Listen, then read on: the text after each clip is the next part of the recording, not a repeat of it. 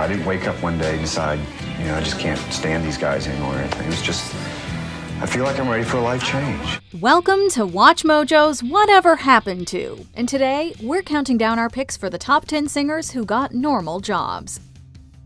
Number 10. Russell Sr. This artist was unafraid to rejoin the common people. Pulp guitarist and violinist Russell Sr. had been with the Britpop group since 1983, seeing them through their mid-90s success. But after they broke out, in part thanks to frontman Jarvis Cocker's colorful personality, Sr. had, in his own words, run out of juice.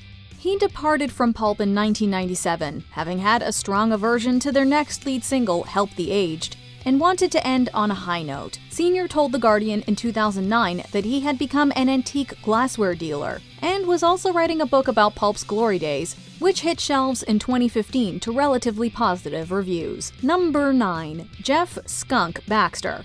His nickname may make you wrinkle your nose, but he's got a pretty sweet side hustle. Jeff "Skunk" Baxter was part of multiple huge 70s and 80s groups back-to-back, and that isn't even the most impressive thing on his resume. In 1995, Baxter was nominated chairman of an unlikely panel, the Civilian Advisory Board for Ballistic Missile Defense. While that may seem like a left-field endeavor, the former Steely Dan guitarist had long been primed for the gig. His experience with music tech crossed over to that of the military, and he passed his paper on to a friend in Congress. Number 8. Ely Lennon. After more than a decade together, these sonic siblings went their separate ways. That being said, former bassist Ely Lennon is still very much a creative, albeit in a different medium. Documented on her Instagram and official website, she has not one, but 2 new careers. Living on the Isle of Iona, she's both a textile maker and, wait for it, runs a pizza business. Simply titled Ely, the business's Instagram bio reads, quote, "A girl with an oven in the Hebrides." Number 7. Jordan Pruitt. From receptions to RVs, this singer is more than a nostalgic voice. Jordan Pruitt first made the rounds on Disney Channel in the mid-2000s, appearing on soundtracks and touring with the likes of the Cheetah Girls. She'd later resurface in 2012 on Season 3 of The Voice. After beginning a relationship with the show's fellow alum Brian Fuente, they've started a new life in Nashville. Today, Pruitt and Fuente co-own 2 small businesses, the Aero Bar and Aero Build. The former offers espresso and bartending services for weddings and events, while the latter manufactures RVs and trailers for other businesses. Number 6. Bill Berry. Not only is Bill Berry an amazing drummer, he's also a multi-instrumentalist and an instrumental part of REM's legacy. Shiny, happy people. In 1995, the musician experienced a brain aneurysm on stage during a show in Switzerland.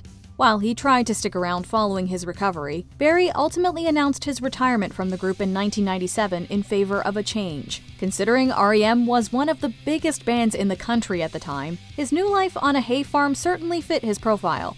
While Berry had already owned the rural Georgia property, it became his full priority and he never rejoined the band besides occasional reunions. Number 5. Nikki Blonsky.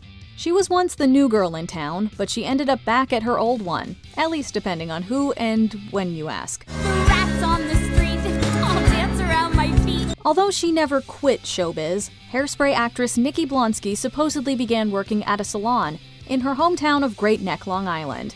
But here's where things get hairy. While a few different sources and Blonsky's official Twitter account both confirmed her employment in 2011, she would later deny it in a 2013 interview. Regardless of the truth, there's no shame in taking a day job, especially one so befitting of your big break. Number 4. MC Hammer. Contrary to the early 90s rumors surrounding him, this rapper was truly too legit to quit. While MC Hammer never retired from the music industry, he has ventured outside of it. Years after toying with religious themes in songs like Pray, he went full steam ahead with his faith in the latter part of the decade. Not only did he become the go-to ordained preacher for celebrity weddings, but he hosted a Christian TV show titled MC Hammer and Friends, rebranding the MC to stand for Man of Christ. Number 3. Cindy Birdsong.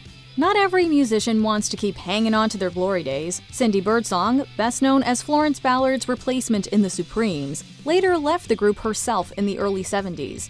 But instead of following it up with a giant solo career like the group's lead singer Diana Ross, she tried a few out of the spotlight. Though she later would return to a singing career, Birdsong has stayed pretty private over the years. But from what we know, she's worked as a nurse, a minister, and even at Motown Records, the Supremes label.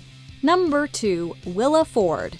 Save the time and place, and she'll liven up your space. Willa Ford is primarily known for her early aughts pop hit I Wanna Be Bad, or, in the case of the Backstreet Boys fandom, being Nick Carter's ex. But while her initial singing career, followed by some film and TV stints, was short-lived, she later re-emerged as an interior designer. It was really a no-brainer for me to just completely pivot because I knew something was missing in my soul. Ford launched her LA company W. Ford Interiors in 2012 after auditions dried up, and eventually wound up back on TV with a familiar face to reality junkies, The Lord, aka Kourtney Kardashian's ex, Scott Disick. Number 1. Vanilla Ice. After experiencing some public, legal, substance, and mental health issues throughout the 90s and 2000s, this controversial rapper turned things around for a surprising comeback. In 2010, Vanilla Ice debuted the Vanilla Ice Project on the DIY network, which saw him renovating homes and investing in real estate. The unlikely venture was actually a longtime passion of Ice's, who had been in the field way before cameras captured it. The show lasted a whopping 9 seasons, showing a different side of the performer and rehabilitating his once tarnished image. Yo, man, let's get out of here. Word to your mother. Ice, ice, baby.